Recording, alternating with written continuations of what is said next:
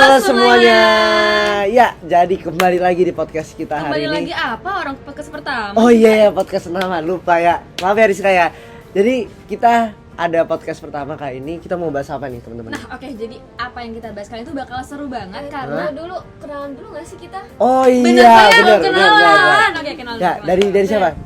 Boleh dari yang cowok sendiri kali dari ya. cowok sendiri. Dari Ya. cowok sendiri. Halo semua, nama aku Adita Karya Porfiria Nagara Bakti Bagus Setiawan. Jadi ya, aku cowok sendiri di sini. Oke, halo semuanya, nama aku Keisha Maradenita, biasanya dipanggil Keisha. Oke, next nama aku Rizka Anira Dava, biasa dipanggil Rizka. Bentar, dingin banget gak sih? Dingin. Ya dingin. Karena apa nih? Ada cewekku. Aduh, koko.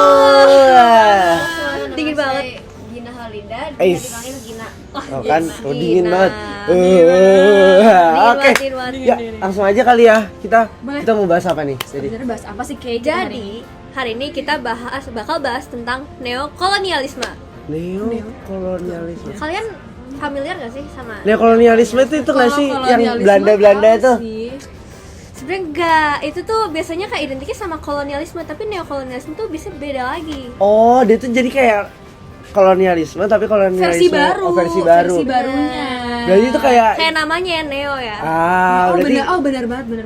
Berarti dia tuh kayak dominasi suatu negara atas negara lainnya, yang dimana dia tuh kontrol ke negara-negara yang lemah gitu ya. Benar. Tapi aku pernah baca-baca waktu itu tuh neokolonialisme tuh nggak cuman kontrol atas negaranya aja, tapi bisa dalam ekonomi ataupun pendidikan ataupun yang kayak sekarang kita pakai nih gadget-gadget juga bisa. Pastinya nggak sih, karena kan kolonialisme kan emang perbudakan ya, balik Iya, lagi. betul. Tapi mungkin karena ini neo ya yang baru, berarti masuknya tuh bukan kekerasan fisik gitu kali ya, kayak penjajahan zaman dulu. Iya. Mungkin kalau neokolonialisme tuh masuknya kayak lebih ke halus cara masuknya tuh. Tapi kita tetap dijajah sebenarnya. Secara nggak langsung ya. Benar. Secara benar, langsung. benar. Ya, coba kita lihat di sini nih. Nah, di Sebenarnya sini asal usulnya ada istilah neokolonialisme tuh dari mana Dari sih mana awalnya? sih, Ray? itu tuh nih ya, dari yang aku baca nih ya di sini ya. Katanya neokolonialisme itu kayak setelah Perang Dunia II itu ada kolonialisme yang baru. Dia jadi kayak makanya disebut neo kan artinya neo itu baru. Kolonialisme itu ya kolonialis ya, penjajahan. Jadi itu kayak penjajahan versi barunya gitu lah, kayak yang udah kita bahas tadi. Jadi di sini ada pembagian kayak bagian masa-masanya. Yang pertama itu ada masa pasca Perang Dunia II, terus ada Perang Dingin, dan kemudian ada ekonomi global, dan yang terakhir budaya dan media. Jadi di awal tuh kayak pas abis Perang Dunia II itu kan masih kayak baru-barunya Perang Dunia II kan kita baru merdeka. Terus banyak negara Asia tuh muncul gitu baru nah merdeka. gitu, jadi makanya masih banyak negara-negara yang masih ke bawah zaman dulu, dan mereka tuh masih menganggap bahwa negara-negara kecil ini masih bisa dikontrol sama mereka. Benar. Tapi dari periodenya juga udah kelihatan ya, dari awal pasca perang sampai akhirnya di periode terakhir tuh dari budaya dan media. Berarti kan kelihatan banget nggak sih kayak dari awal kita benar perang fisik pakai senjata segala macam sampai akhirnya masuk ke budaya. Kenapa bisa budaya dan media itu menjadi salah satu aspek yang bisa dikatakan sebagai penjajahan, coba? Ya nggak sih, berarti kan beneran neokolonialisme nih. Jadi ternyata penjajahan tuh bukan cuman kayak ada sistem tanam paksa yang benar-benar misalnya merugikan secara fisik lah ya, tapi ternyata ada lagi aspek yang lain-lainnya gitu. Masalahnya itu.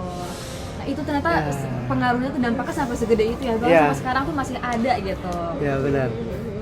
Oke, yang ketiga. Yang Rizka, ketiga apa tuh, Riz? Oke, boleh. Yang ketiga itu ada dari ekonomi global sama korporasi multinasional nih teman-teman. Oke, apa jadi tuh? neokolonialisme itu juga dapat dilihat dari segi aspek konteks ekonomi global modern, di mana korporasi multinasional ini yang besar ya, terutama yang berbasis di negara-negara maju, misalkan tadi kayak dari Amerika Serikat sama Uni Soviet. Nah itu mereka pastinya punya pengaruh yang signifikan di negara-negara berkembang, kayak yang tadi udah kita bahas sebelumnya kan. Bahkan mereka dari negara-negara kecil itu bisa mempengaruhi nih, bisa berpengaruh mereka yang ribut gitu kan. Nah, hal ini sering mengarah pada ketergantungan ekonomi, di mana negara yang berkembang itu bergantung pada investasi, teknologi, dan pasar dari negara-negara maju. Contohnya aja Indonesia kan salah satu negara yang berkembang kan. Kita tuh masih tergantung banget tuh sama negara maju. Iya, benar. mereknya apa nih? Iya. Nah, jadi kan juga. barang kayak Wah, ini kan kelihatan nih. Udah kelihatan ya, kelihatan. Dari mana? Yang dipakai Di juga, sekitar kita. yang dipakai juga udah kelihatan. dipakai. Maaf penonton ya. Lalu selanjutnya ada budaya dan media. Aspek lain dari neokolonialisme adalah dominasi budaya di mana nilai-nilai dan gaya hidup barat dipromosikan dan mendominasi negara-negara berkembang seringkali melalui media, hiburan, dan pendidikan. Ini dapat mengikis budaya lokal dan menguatkan pengaruh negara-negara barat seperti westernisasi gitu loh. Oh. Bener banget mungkin.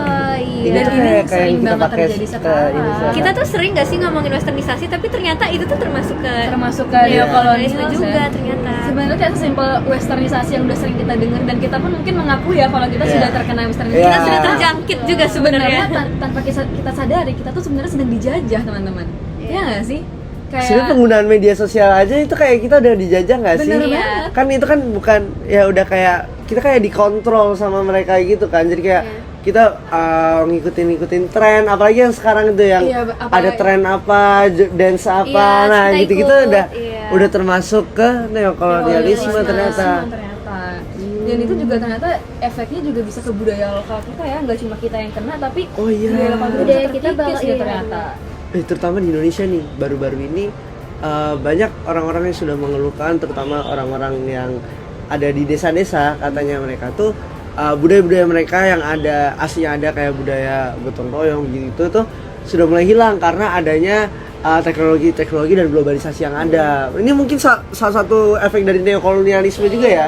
Jadi kayak pengaruh-pengaruh yang disebarkan oleh budaya luar yang masuk ke kita tuh kita kurang bisa untuk ngefilternya. Jadi ya Langsung diterima semuanya langsung. Ya, iya. langsung. Karena mau gimana pun kita nggak bisa menolak teknologi ya, karena Iya. kita kan tetap harus maju juga. Tapi di sisi yang lain, teknologi ini ternyata juga meningkatkan individualisme kita gitu. Iya, Nah betul. itu ya salah satu hal yang harus kita hindari sih Nah, sebenarnya. iya, Tapi ya betul. mau gimana, teknologi yang tetap harus masuk ke kita gitu. Iya, iya, Kita benar. nggak bisa dong ketinggalan sama teknologi gitu aja. Itu mungkin akan dampaknya bisa lebih besar lagi kalau kita Lebih ke gimana ketinggalan caranya teknologi. kita menyaring mana yang Ya, baik betul. dan mana yang Benar, buruk setuju. sebenarnya. Apalagi kayak Indonesia kan budayanya kuat banget ya, dan Benar. kayak Ya. karena dengan adanya kayak budaya asing masuk ke kita yang kayak gimana ya, mendominasi kita lah di kehidupan sehari-hari. Nah itu tuh yang bikin akhirnya budaya kita nih yang baik-baik gitu, kayak misalnya yang kita terapin sehari-hari dan lain sebagainya tuh jadi terkikis gitu lama-lama karena kita dengan yang tadi misalnya kayak westernisasi dan lain sebagainya gitu. Benar banget.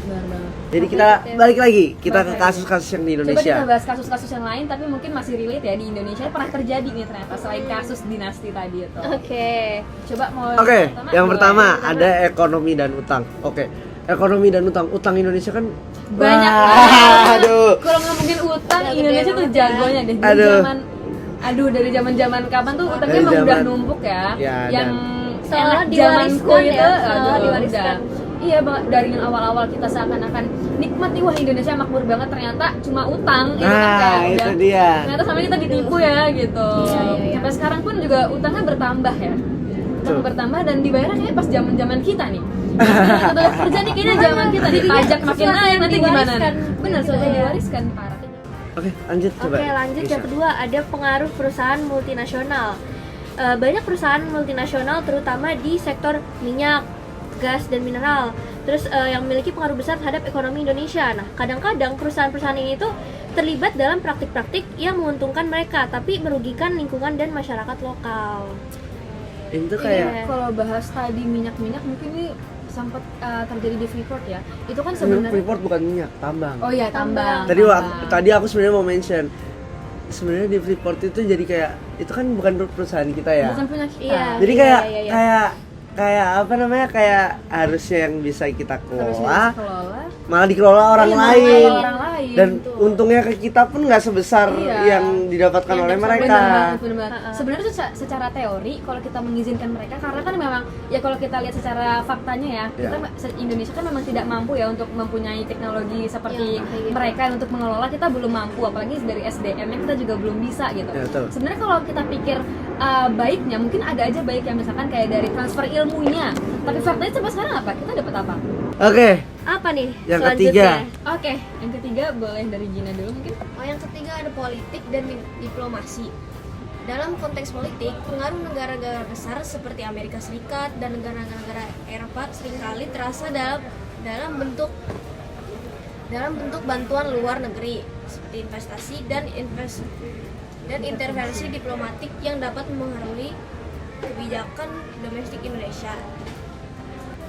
itu tuh kayak ini nggak sih yang baru-baru ini kayak IKN itu. Oh, IKN itu kan iya. IKN itu Wah, kan itu lagi baru-baru ini relevan kan banget baru-baru ini. katanya kan ada beberapa investasi Investor dari luar. Nah, yang nggak- banyak nah. ya katanya ya. ya sebenarnya itu masuk akal sih, itu dibutuhkan oleh kita. Dibutuhkan.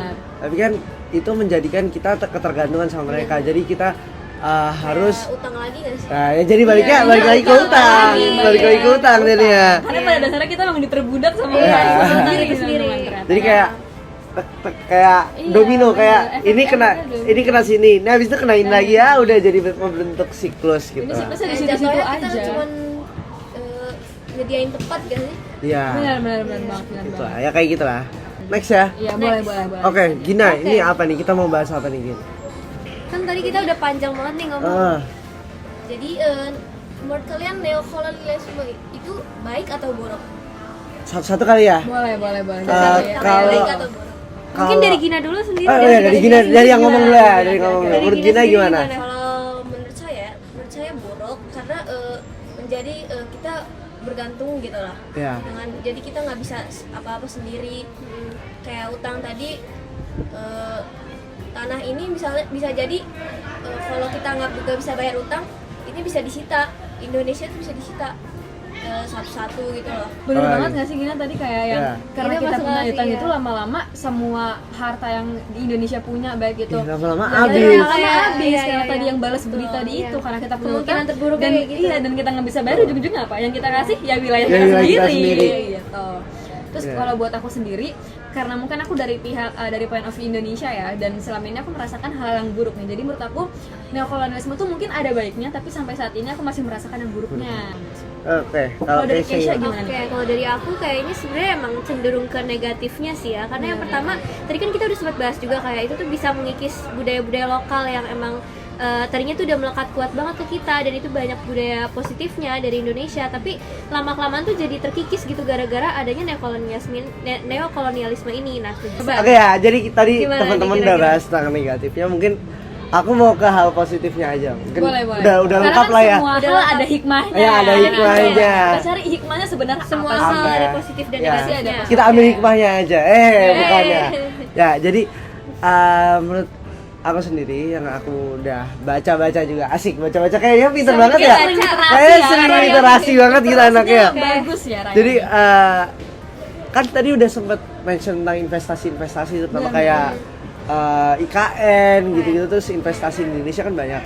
Nah, jadi neokolonialisme itu ternyata juga bisa mendorong dari pembangunan sebuah negara. Jadi dengan adanya neokolonialisme, meskipun itu sedikit kadang-kadang sedikit membawa hal buruk, tapi itu bisa membawa kemajuan bagi negara-negara yang menjadi didominasi oleh negara lainnya itu. Betul. Apalagi kalau buat negara-negara berkembang yang mayoritas memang didominasi oleh negara-negara maju. Karena pada dasarnya kalau negara berkembang itu juga masih butuh support, masih butuh bantuan dari Ya. negara lain. Jadi sebenarnya dari investasi itu tetap ada baiknya dan sebenarnya memang ditujukan untuk hal baik kan. Iya, Misalkan benar. kayak untuk membangun infrastruktur dan segala macamnya itu kan kita memang membutuhkan itu. Kayak tadi IKN. Butuh cuan. Butuh cuan. Butuh cuan. Benar-benar. Ya. Dan sebenarnya ada juga kok beberapa negara yang bisa memanfaatkan itu dengan baik kan kalau bisa Iya. mengembalikan utangnya tadi itu Nah, sendiri. iya. Sebenarnya kayak buat investasinya ke kita emang bakal buat mengembangkan si negara itu sendiri Benar, sih, benar, tapi benar. kayak lebih ke negatifnya tuh ya ada konsekuensinya lah ya, ada Benar, utang yang benar, harus benar. dibayar gitu nantinya gitu. Kembali lagi nggak sih Kembali lagi. ke pemerintah kita Bagaimana sendiri, pemerintahnya. bagaimana kita manage-nya, bagaimana kita mengaturnya dan bagaimana kita menyelesaikannya nanti. Benar. Iya. Asal jangan kebablasan. Jangan kebablasan. Aja. Gitu lah. Jangan sampai nabrak sana sini pokoknya. Aduh. Jangan sampai dibelok-belokin juga aturannya. Iya, dibelok-belokin. Udah, oke. Nanti merimbat kemana-mana nih. Udah. Mungkin itu buat next topik kita kalau ada Boleh, podcast lagi ya. boleh, Deal boleh, ya. boleh banget. Jadi Deal. ini kayaknya mau pelajaran lagi nih. Ya, boleh. Benar. Kita Jadi lanjut. Kita harus langsung lanjut belajar lagi aja Boleh, ya. boleh, Jadi boleh. dadah teman-teman, ini podcast kita sampai di sini dulu aja. Sampai ketemu nanti lagi. Dan semoga bermanfaat. Dadah.